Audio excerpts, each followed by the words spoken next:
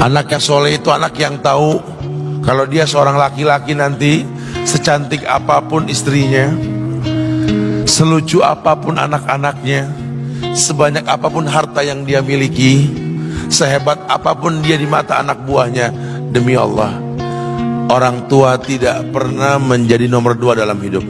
Ini banyak orang yang suka salah ini. Cuma gara-gara dunia, orang tua panjang mata menanti kedatangan anak. Jangan ya. Jangan. Anak yang soleh tahu sekali, sampai kapanpun ibumu, ayahmu, sampai kapanpun. Dunia nggak membuat dia lupa ada berkah keramat dunia hidup di atas muka bumi ini. Dia nggak repot datang ke makam-makam para wali. Orang tua nomor 1 yang dia temui. Ini orang hebat. Ini banyak di antara kita, makam-makam didatengin, di mana saja didatengin, ngalap berkah. Orang tua panjang mata, berlinang air mata menanti, mana anakku? Mana pohon yang pernah kutanam? Mana pohon yang pernah kurawat? Kudengar dia sudah mulai berbuah, ingin kurasakan buahnya. Berani mengeluarkan dana jutaan untuk hal-hal yang gak disyariatkan. Ini orang tua panjang mata. Rela gak rela, orang tua kita akan mendengar dan melihat. Ma, aku pengen nikah, aku pengen berkeluarga, Ma. Ya orang tua ya seneng lah.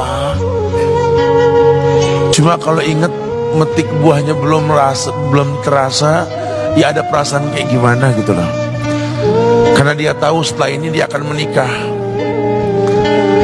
bahwa anak orang ada kehidupan yang berbeda yang bakal dia rasa. Orang tua makin hari makin rentan, bukan makin seger. Yang perempuan dibawa orang, ya Allah. Baru kemarin perasaan mainin poni, ini anak perempuan kita, betul.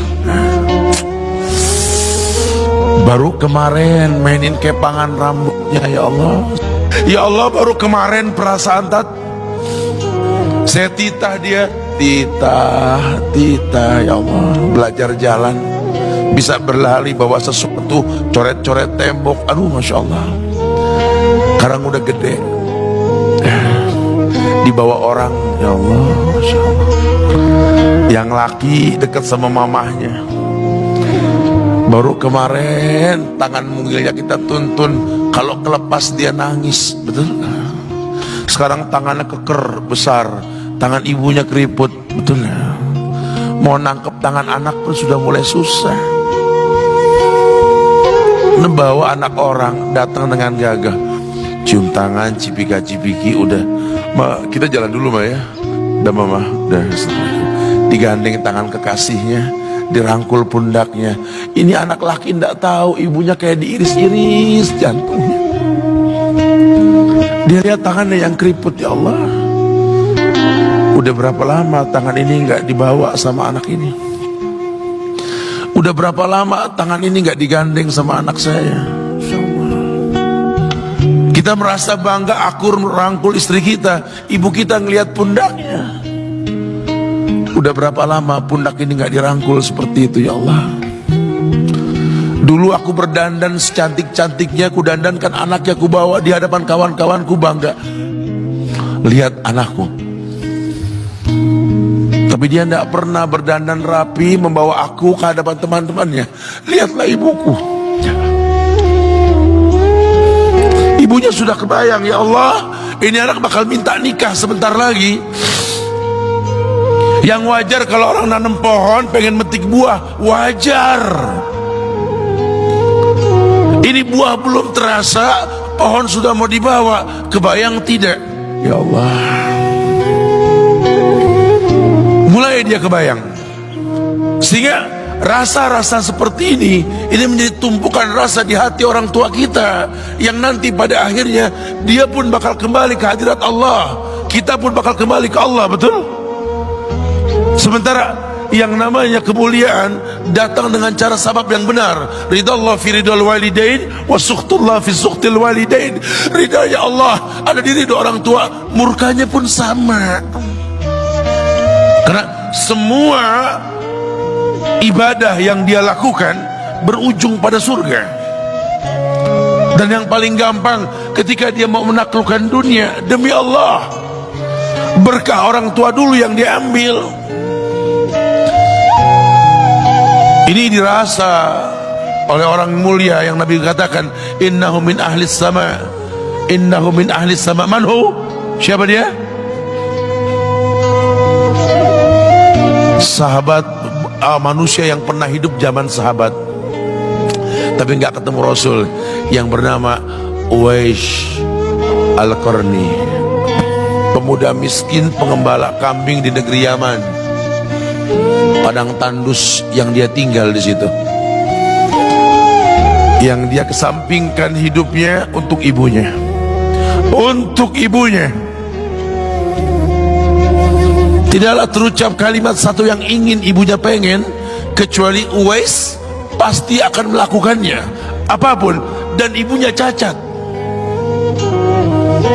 Apa kata Uwais? Tidak akan pernah terlontar kata dari mulut ibuku kecuali kan kulakukan yang dia inginkan. Masya Allah. Ibunya cacat dan dia menomorduakan diri, yang penting orang tuanya dulu. Hingga satu waktu ibunya berkata, wahai Uwais, ibu sudah tua. Andai kematian mendatangi ibu, ada beberapa keinginan yang ibu pengen merasakan keinginan tersebut. Mungkin enggak ya? Apa Bu? Katakan. Ibu pengen haji. Bengong, Wes, ya Allah Bu, ini Yaman, Hadramaut, yang sekarang saja pesawat itu bisa 3 jam menuju Saudi itu, 2 jam lebih lah menuju Saudi. Ini lebih jauh lagi, kebayang berapa ratus kilo, berapa ribu kilo nggak tahu. Ya baiklah ibu, kata Uwais, aku tidak pernah menolak permintaan ibuku, tapi kali ini aku tidak bisa menjawab karena mikir gimana caranya ini.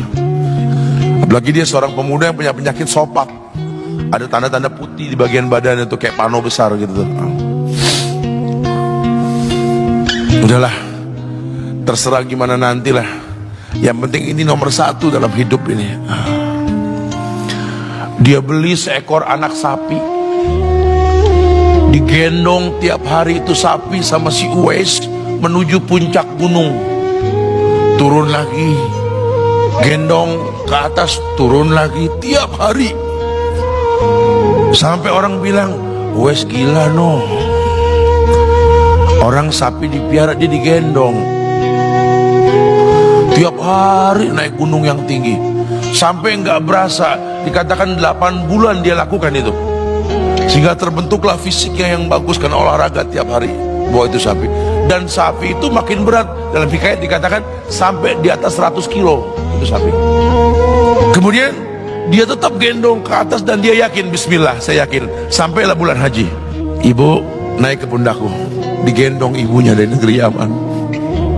Subhanallah, gak ada yang gak mungkin lihat.